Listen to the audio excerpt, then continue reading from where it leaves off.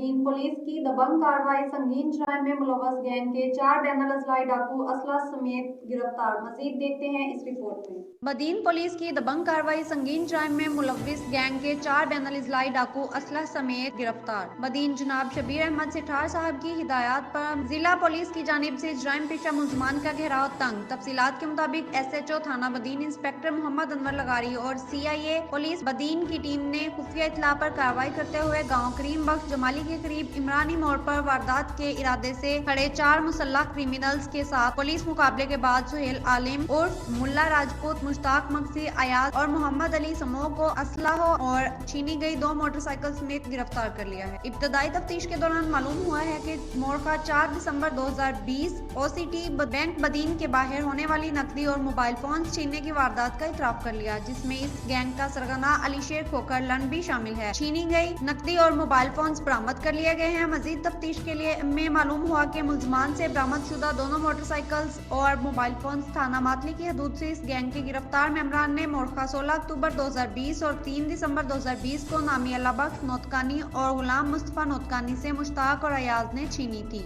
मज़कूरा gang Sindh के मुख्तलिफ इजला बदीन, टन्नो मोहम्मद खान, हैदराबाद और टन्नो अल हयार समेत दीगर इजला में संगीन वारदातों में मुलव्विस रहे हैं।